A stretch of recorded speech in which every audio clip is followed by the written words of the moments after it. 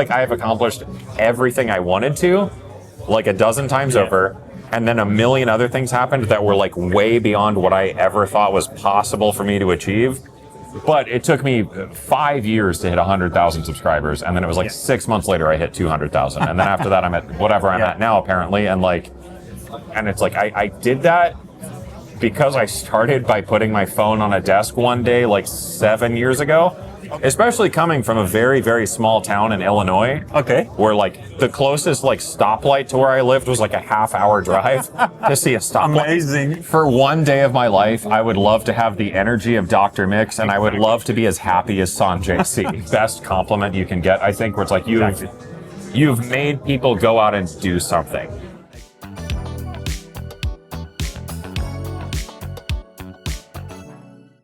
I've been watching Cameron's videos on his YouTube channel called Venus Theory for years.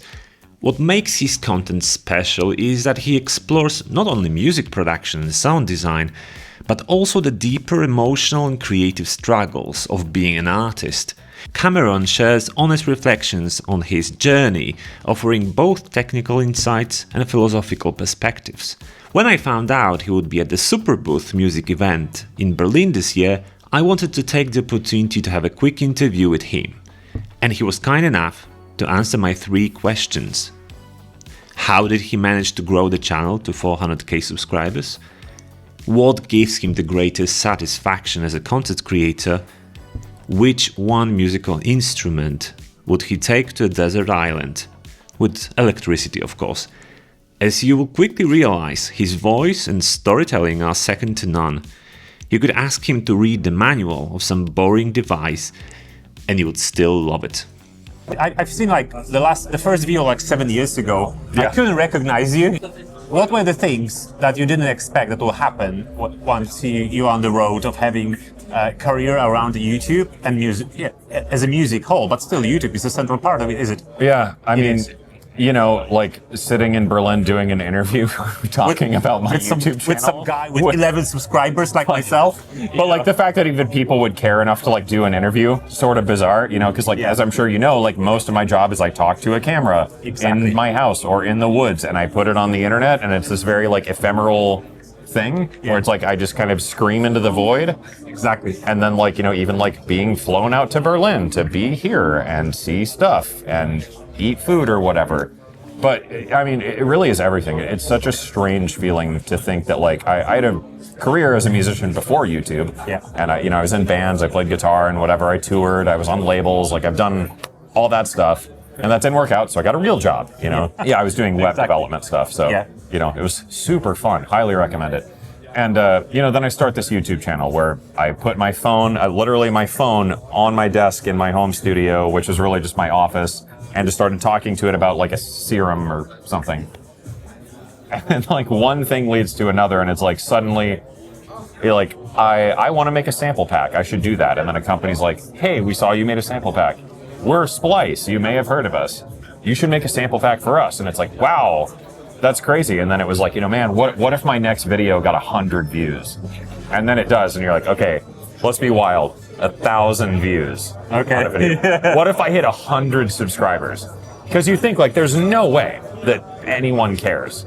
And then it like kept happening. And then it got to the point where I was like, okay, out of my mind, 10,000 subscribers, and I want to release a song with like a tastemaker label. And then that happens. All right. And then you're like, okay, I want to make a demo song for a product and get paid for it. And then that happens. And then you're like, okay, this is wild. What if I got something sent to me for free? And then that happens.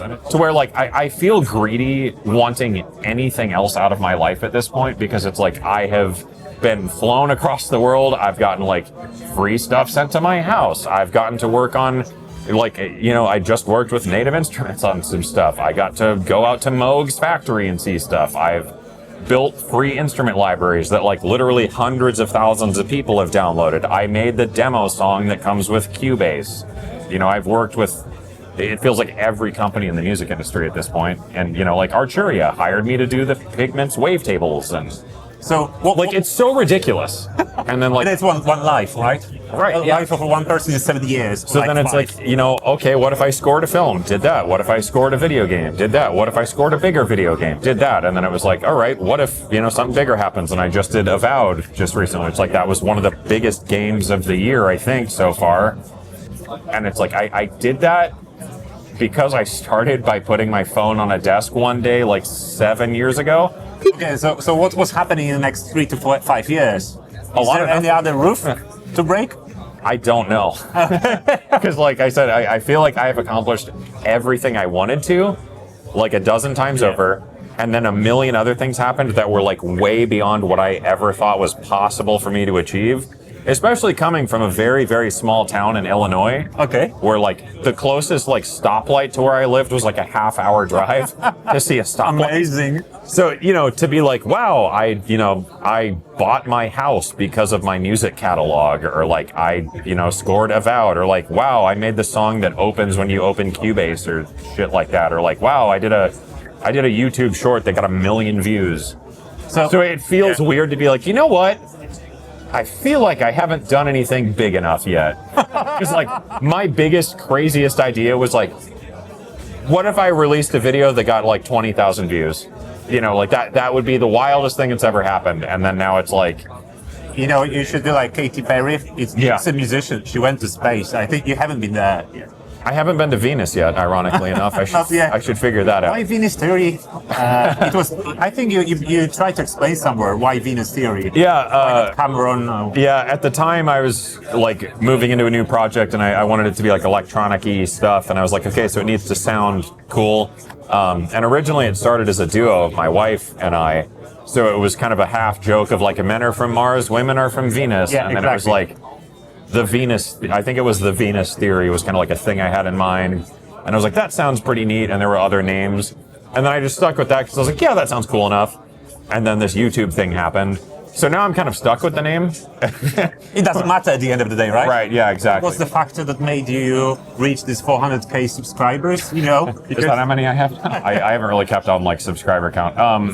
Yeah, I mean, I think when I started out, I did a lot of gear videos and demos and tutorials and things like that. And that was fine. I think there's just a natural endpoint to that. Like there's just only so many people that are interested in that. And at the time, that was kind of what YouTube was. I was watching a lot of like Virtual Riot, Seamless, guys like that. And then I think Loopop maybe started up around then. Okay. So that was just kind of what YouTube was. Is it was like people making videos in a room with like a webcam talking about like serum. Maybe Dr. Mix, yeah. Yeah. So, or it was like, videos about a keyboard or whatever.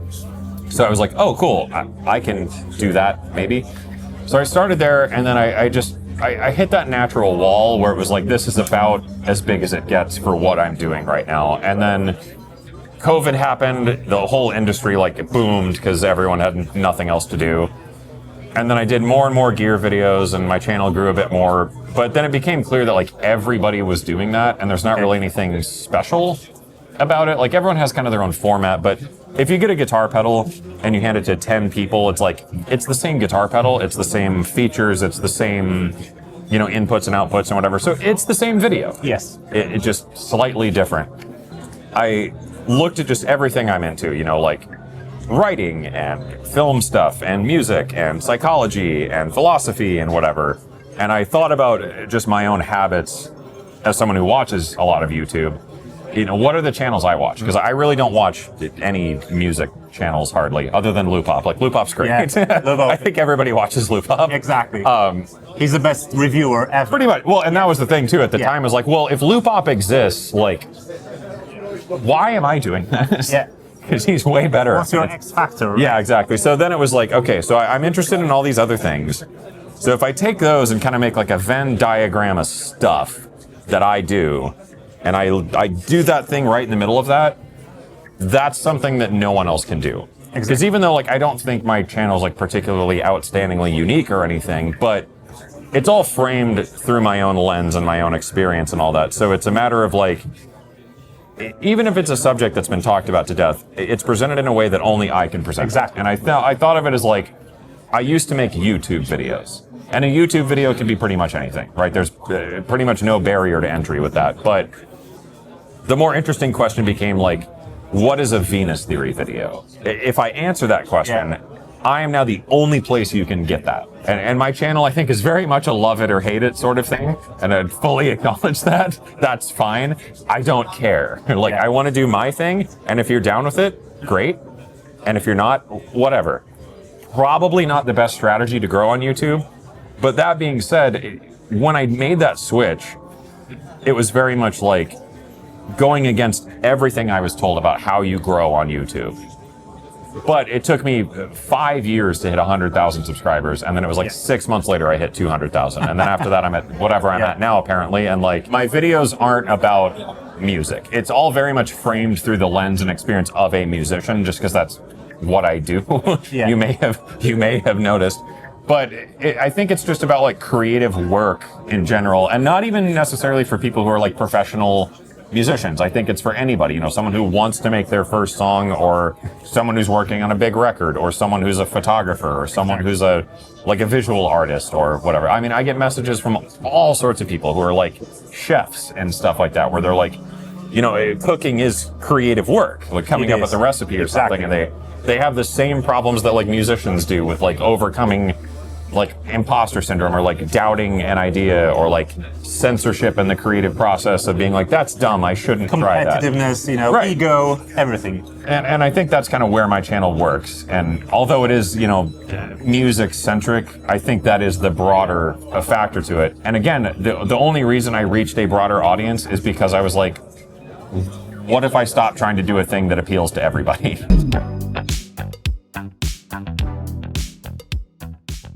I think your voice and the combination of immaturity and calmness, I would say, because you are not like a super enthusiastic guy, because Dr. Mix has his own agenda. You know, everybody loves him. For one day of my life, I would love to have the energy of Dr. Mix, and I would love to be as happy as Sanjay C. I think that would be the best day of my life. So if you were to advise yourself like 7 years back, with your experience now, it's a pretty common question. So probably me 7 years ago. Like, so what would you say? Stick to your routine, find your voice, or anything general? Just I mean, go with the flow. kind of the usual stuff like that, I guess. And I think the biggest thing is just keep doing that. Understanding the idea of like your unfair advantages. Exactly. It's a whole like, the Miles framework. I don't know if you're familiar with that. I just wanted to ask you about it. Your location wasn't really okay, it was in the United States. It's still top country in terms of business and stuff, but still it was a small town. But where I grew up in Illinois, not really relevant. Exactly.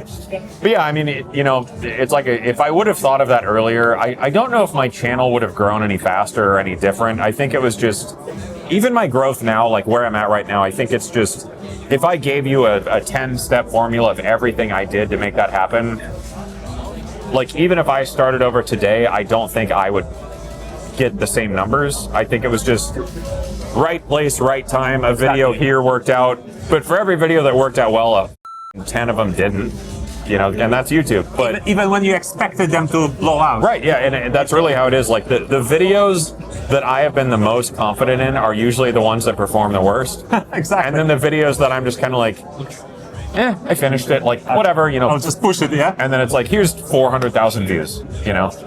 But I think, that would have been the biggest thing, is to step back and go like, all right, dude, shut up.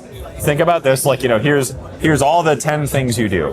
And if you put that all together, what does that look like? You know, you have no control over if it succeeds or not. You have no control over what people think about it. And ultimately, like, you need to understand that you're not entitled to other people's time, and they're not entitled to yours. It's like you don't have to do everything.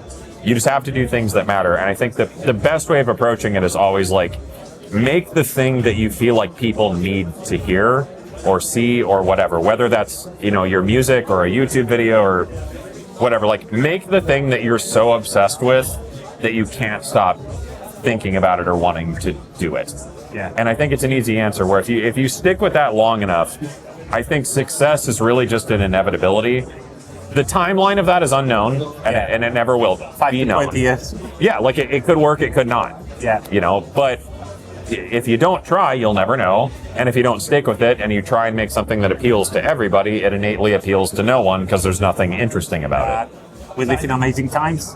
Like, because we were born exactly the time where we can record for YouTube. It's not it's earlier, it's not later. And I think, you know, we live in times where we can create and have impact on a global scale like never before. And so what was the peak of your satisfaction? It happened very, very early on where I started noticing people in my YouTube comments who were regulars, which, you know, maybe you've seen that too. Like you get a comment here, a comment there when you're first starting out, and then you get like 20, 30 comments or whatever, and then you start seeing the same names over and over and over, and you're like, wow, these people they can watch all my stuff. Exactly. That's crazy. And I think that, you know, that was one of those things early on where it's like, wow, there's maybe something to this. And then by the time, I was hitting like 1,000 views a video or whatever, that kind of is where in my brain it all stopped. Because that was that's the weirdest thing I've ever seen, that enough people care about watching me talk about, you know, comb filters or whatever I was making videos about at the time. And then, you know, people would request a video, like, hey, I love your video on this. Can you do a video about this? It's like, wow, people want my opinion or my thought on a thing. But now, you know, I've seen so many people, you know, from all around the world that are like, I watch your channel, I listen to your music and your free library you made. You know, I had writer's block for a really long time. I wrote the first song I've written in years because of something you did. And it's like that, stuff like that is really the best compliment you can get, I think, where it's like you've made people go out and do something. The attention is so stupid, and I think it's so fleeting. But the fruit of it, right, where it's like you can see that by what I'm doing, I have gotten people to start making music again, or make music for the first time, or make a sample pack, or, you know, there was someone I met here earlier today where I introduced them to a company, and they were like, you know, they offered me my first paid writing gig to, you know, do that. That was so cool, and it's like that's nuts. All right. I don't think you can ask for much more than that. No. My last question is, if you were to choose one gear that you could keep, keyboard, synth, or whatever, just one, for creating music for the rest of your life. For the rest of my life. With electricity. With electricity, okay. Yeah, exactly. What would it be? I think pragmatically, the Waldorf Iridium is pretty good because it can make every type of sound, you know, granular FM, I can make drums on it, I can sample with it, I can do wavetables and all sorts of stuff. So, pragmatically, that's probably the single most powerful piece of hardware I own.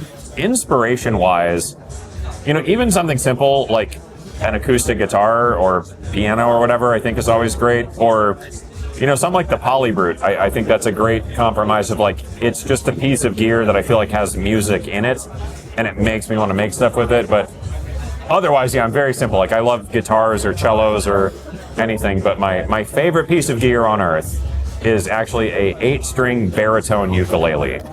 I never cared about ukulele, was never interested in it. I found this thing at NAMM maybe 2 years ago now. It's from Kala, a very, you know, pretty well-known ukulele company. So it's a baritone ukulele, but 8 strings. So the bottom 2 strings are octaves, and the top 2 strings are doubles. Okay. But the octave is on the top side, so when you strum down, it's the brightest note first, and when you strum up, it's the lower note first. And I don't know what it is about the thing. It's my favorite piece of equipment to play ever. And I've used it a few times, but I don't know that I've ever made a dedicated song with it. But it's my favorite thing to just pick up and play. I can do it for hours. Cameron, I really appreciate your time. Hey, thanks so much. Thank you.